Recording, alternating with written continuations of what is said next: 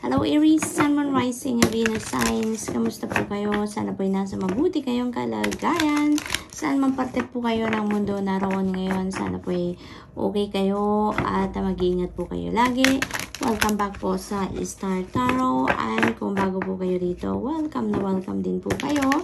Thank you po sa inyong suporta. I truly appreciate it. God bless you all po. Tignan natin ngayon ang mga messages ninyo for October 14.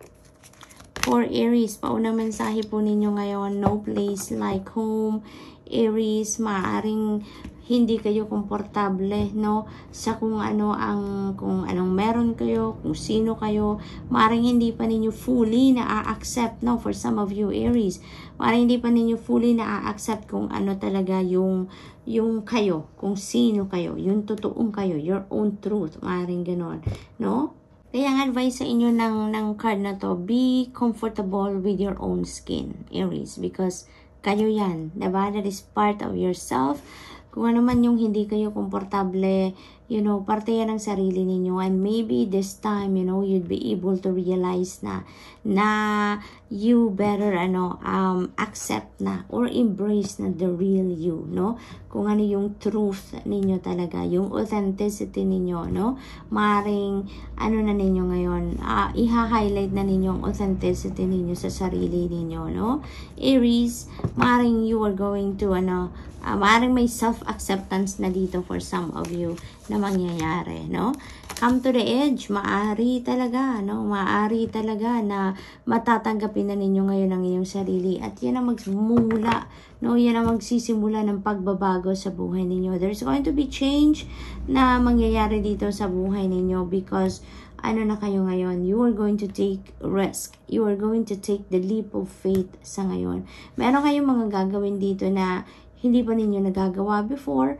May mga bagay kayo dito na gusto ninyong simulan na before maaari na nagpo-procrastinate kayo. Pero ngayon, you are taking risk na talaga. You are on to a new adventure sa buhay ninyo, Aries, and maaari talaga na isa na dyan yung self-acceptance sa kung sino kayo, kung ano ang totoong kayo.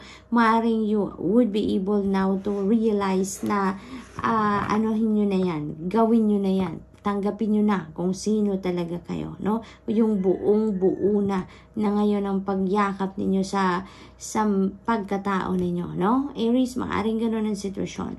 For others of you dito, you are embarking on a new endeavor, no? Maaring may mga bagong sitwasyon dito talaga na papasukin ninyo. This is new to you, but you are trusting the divine, no? Na the divine universe is going to be by your side sa kung ano man ang gagawin ninyo dito, no? Alam ninyo, natutulungan kayo, susuportahan kayo ng Panginoon, kaya parang wala nang takot kayo dito. Wala kayong pag-aanlinlangan na gagawin nyo na kung ano ang naiisip ninyong gawin sa ngayon, no? This could be in any area of life, Aries. Depende sa inyong sitwasyon. Maaring related yan sa relasyon, maaring bagong love and romantic relationship yan na nasusubukan ninyo ngayon. Maaring new level of your relationship din yan for others of you. Maaring may mga kasalan dyan, diba, na magaganap na. Maaari din na maglilipat bahay kayo. Maaring maglilipat kayo ng place of residence, no? Maaring maglilipat kayo ng bahay because you want to be independent na, no? Yung mga ganong bagay, no? It could be anything sa iba sa inyo, Aries. Iba-iba tayo ng sitwasyon. So, maybe ang iba sa inyo dito is, nagdadalawang isip. Maaring ang iba sa inyo dito, you don't know which path you are going, no? Maaring ang daming choices ng iba sa inyo. Maaring desidido na kayo na mag-take kayo ng risk dito. But, maaring marami kayong pinagpipilian, no? Maaring marami kayong choices dito na gusto ninyong, maaring may mga options kayo dito kung alin ang gagawin ninyo. marami kayong gustong gawin ngayon, ano? Marami kayong gustong simulan, pero which one are you going to do first, 'di ba? Aries, maaring naguguluhan kayo kung alin ang uunahin ninyo, alin ang mas importante, alin yung mas excited kayo na gawin, 'di ba? Parang hindi kayo makapagdesisyon ngayon kung alin ang uunahin ninyo, because there are so many things going on siguro sa isip ninyo, at lahat sila gusto ninyong gawin, but you only have to choose one, 'di ba? You only have to choose what is your pinaka-priority, kumbaga. But now, maaring may indecisiveness kayo in regards to that. So, what else? We have to be fair. Ayan. So, yun din naman ang iniisip ninyo, diba? Yun din ang iniisip ninyo. Fairness. No? Gusto ninyong nasa tama, nasa lugar, kung ano man ang inyong gagawin. Kaya siguro din kayo may indecisiveness kung aling path ang tatahakan ninyo sa ngayon, because you want to make sure also na nasa tama lang ang gagawin ninyo, no? Balanse pa rin ang buhay ninyo kahit may bago kayong mga gagawin sa ngayon, ano? May mga kino-consider kayo na bagong papasuking endeavor or bagong papasuking sitwasyon dito. You still want to be your life to be in balance, no, sa ngayon. Kaya siguro yan din ang nakaka-impluwensya sa inyo, kaya't hindi kayo ngayon makapag-desisyon kung alin ang uunahin ninyo or alin yung kukunin ninyong choice dito or option dito, no? So, there is also dito, justice, no? Yun ang nakikita dito, Aries. For some of you, justice will be served sa inyo. Kung ano yung para sa inyo, yun din ang makukuha ninyo sa ngayon. So, maaaring may ibang sitwasyon din ang iba sa inyo dito na ganon. What is owed to you, kung baga, ayun ang may bibigay sa inyo, yun ang kukunin ninyo, no? Go the distance, talagang malalim ang iniisip ng iba sa inyo dito, Aries. Maybe that is related dito sa fork in the road energy. Kasi nga, marami siguro kayong kino-consider na mga bagay-bagay din. Kaya, sa pag-iisip ninyo kung alin ang uunahin ninyo, or kung alin ang gagawin ninyo muna, talagang kailangan ninyong pag-isipan yan ngayon. So, malayo ang nararating ng inyong isip ngayon. Malalim ang pag-iisip na ginagawa ninyo sa ngayon. And maaari kasi din ngayon, Aries, na yung iniisip ninyo ngayon is a long-term goal, no? Maaaring kino-consider din ninyo dito sa pagdedesisyon kung ano yung mga long-term goals ninyo, ano yung mga epekto ng mga gagawin nyo sa ngayon for the long term. So, maaaring isa din yan sa mga bagay na kino-consider ninyo. Kaya, malalim talaga ngayon ang pag-iisip ninyo, no? Maraming factors, maraming bagay ang kino-consider ninyo sa pagdedesisyon. So, good luck, Aries, and that's all I have for you for today. I hope nakatulong mga mensaheng ito in some way. Thank you for watching. Love and light. Namaste. Hello, Leos! Sun, Moon, Rising, Venus signs. Kamusta po kayo? Sana po ay nasa mabuti kayong kalagayan. Kahit saan man parte po kayo ng mundo sa ngayon, I hope na okay po kayo at mag-iingat po kayo lagi, no? At welcome back po sa Star Tarot. Kung bago po kayo dito, welcome din po kayo, and thank you po sa inyong suporta. I truly appreciate it, and God bless you all, Leo. Tignan natin ngayon ang mga messages ninyo. October 14, we have observer. Ayan. So, parang hindi kayo ngayon in action, no? Kasi parang you are taking a step back sa ngayon and you are observing, no?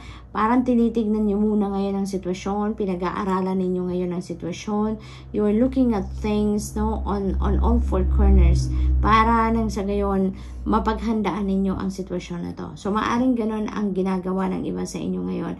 Tinitignan nyo muna, pinag-aaralan, you are trying to find the truth of the situation, nang sa gayon, when you make a decision, tama ang magiging desisyon ninyo, no? You want to make sure na tama ang gagawin ninyo dito once na nag-take action na kayo. But ngayon, yun ang ginagawa ninyo. Pinag-aaralan nyo muna. Tinitignan ninyo ang totoong sitwasyon. So, we have building blocks. Ayan. So, foundation, ano? Building a solid foundation. Ito yung focus ng iba sa inyo dito. This is your intention ngayon, ano? To build and lay a solid foundation in terms of siguro money, career, and finances, maaring relationships, no? Maaring yun ang focus ng iba sa inyo dito. Maaring yan din, no? Maaring related sa mga bagay na yan ang inoobserbahan ninyo ngayon because gusto ninyo na pag nag-take action kayo, sigurado na kayo sa direksyon na tatahakin ninyo dito, no? So, what else? We have mending, yan. Leo, ang iba sa inyo siguro, you know, you are ngayon, talking to someone sa ngayon. Maaring kayo ngayon yung, siguro meron kayong hindi pagkakaintindihan with another person in the past. May mga nakagalit kayo, nakaalitan, nakadiskusyon, no? Pero ngayon, parang you are, emotionally matured enough na ngayon para siguro mag-sorry kayo or maaaring kayo yung nagawa ng hindi masyadong maganda in the past. Kaya, maaring merong magsusorry sa inyo sa ngayon. Maaring merong mag-a-approach sa inyo ngayon at hihingi ang inyong kapatawaran, yung mga gano'n, ano? But definitely, ang napipick up ko dito, there is reconciliation dito. Merong pag-uusap dito between you and another person, no? At magkakaayos kayo. Kung ano man yung hindi ninyo pagkakaintindihan in the past, it feels like ngayon magiging maayos na yan. You are going to talk, to discuss, at magkakaroon kayo dito ng compromise or meron dito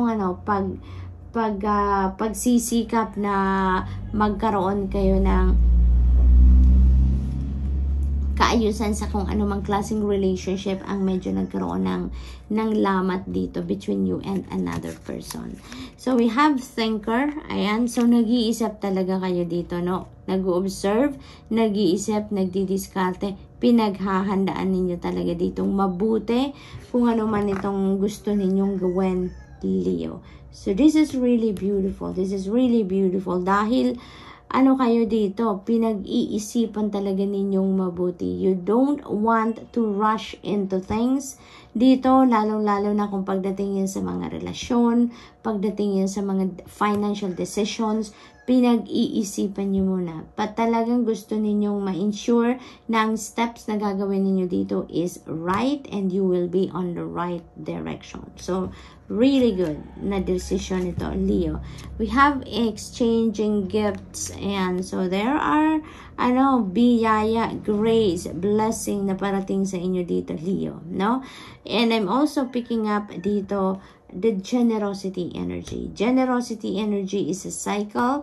Sometimes tayong nagbibigay, tayong nagdo-donate, tayo yung tumutulong, and sometimes we are also receiving the help or the blessing from other people, no? So, maaring ganun yan. Marami kayong matatanggap dito na mga regalo from the divine. Marami kayong matatanggap na mga biyaya dito that also includes return of investment, Leo. Maaring napipick up ko dito 9 of Pentacles energy na ito na yung mga bunga ng iyong pinagsikapan, the fruit of your labor, yung mga pinaghirapan ninyo in the past, no, sa trabaho, sa negosyo. Ito na yon, marireceive na ninyo sa ngayon. So, there's so many blessings coming in towards you dito, Leo. And, you know what?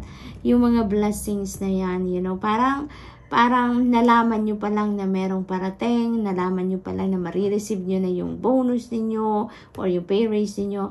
May naisip na agad kayo na meron kayong tutulungan, meron din kayong bibigyan, yung mga ganon. So, yun ang napipick up ko dito for you, Leo. So, you have that very compassionate din, na ugali. Meron din kayong mapagbigay talaga din na ugali dito. Kaya naman siguro, talagang kayo, tinutulungan din kayo, binibless din kayo ng universe because of that, no?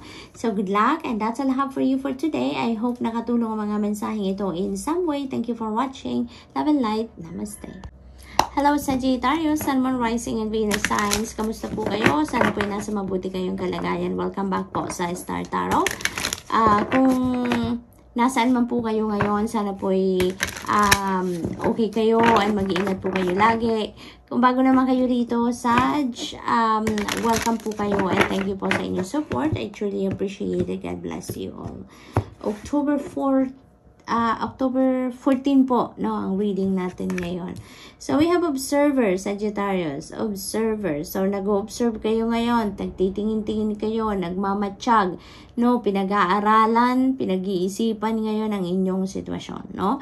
Parang hindi kayo ngayon nasa execution stage, but you are, nasa observation stage kayo, nag-aaral kayo sa kung ano ang nararapat ninyong gawin, paano ninyo gagawin ng mga bagay-bagay. Yung mga ganun ba?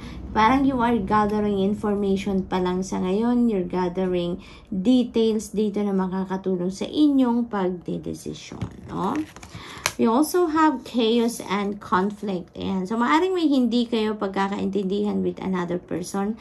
Dito, maaring related yan sa pamilya, related sa trabaho, or sa inyong relationship. No? So, maaring may mga ganong ganap. And maybe you are taking a step back ngayon sa kung ano man ang sitwasyon ninyo dito. No? Dahil gusto ninyong pag-aralan muna. You want to think about kung ano ang gagawin ninyo dito para maayos ang sitwasyon, no? So, pinag-aaralan ninyo siguro ngayon ano ang reaksyon ninyo dapat or ano ang bakit ganun ang naging reaksyon ng mga kausap ninyo. So, maaring ina-analyze ninyo yan ngayon. Maaring yun ang ginagawa ninyo ngayon dahil ayaw na ninyo na gumawa ng kung ano man ang mas makakapag-cause pa or escalate pa ng inyong sitwasyon with another person. Kaya, you're taking a step back and you're observing. Nakikiramdam kayo ngayon. Parang nag-iisip kayo ngayon. No? Parang ina-analyze niyo ngayon kung ano ang naging sitwasyon, bakit nangyari, kung ano man ang nangyari. No? So, maaaring ganun ang sitwasyon ng iba sa inyo dito. No place like home. Ayan. For others of you dito, Sagittarius, authenticity to yourself ngayon ang parang focus ninyo, no? For others of you, maaaring may mga katangian pa kayo, ugali, behavior, gifts, talents, and skills siguro na hindi ninyo nilalabas. You are not sharing that to the world, no?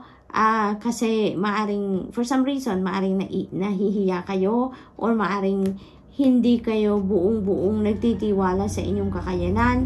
Maaring ganon, kaya you're trying to hide that, no? Maaring ganon ang sitwasyon. But, yung energy na to, parang this is giving you heads up na ngayon na, Sag, now is the time for you to embrace yourself fully. Kung sino kayo, kung ano kayo, anong meron kayo, ano ang kaya ninyong gawin, no?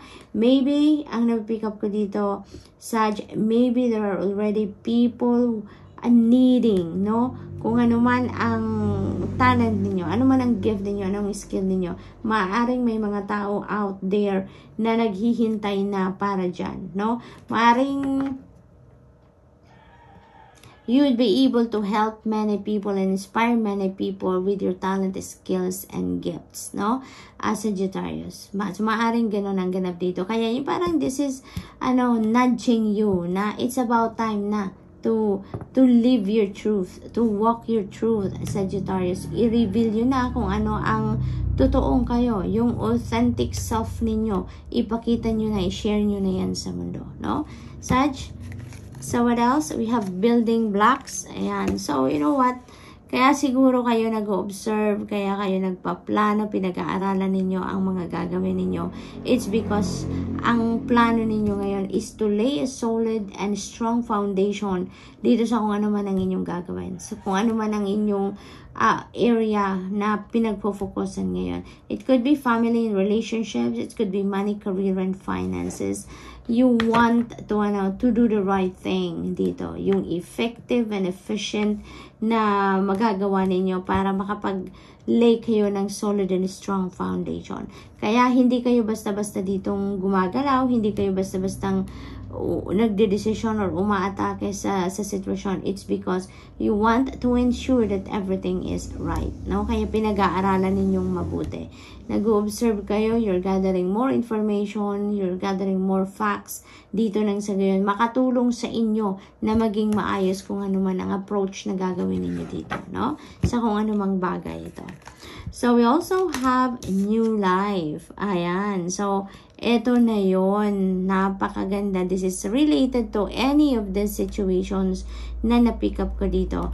Maaari talaga na you are going to embrace the real you na ngayon. You are going to accept everything about you na ngayon, Sagittarius, no? Parang ano na dito, you are going to live your truth, no? You're going to start walking your truth na ngayon, Sagittarius, and that is bagong buhay. You are welcoming na new life, no? Yung parang ito na yun yung bagong kayo. This is the new Sagittarius that is emerging na sa ngayon, ano? Because you are already accepting yourself fully, entirely, yung ganon, ano? For others of you naman, yung new life na to, also is about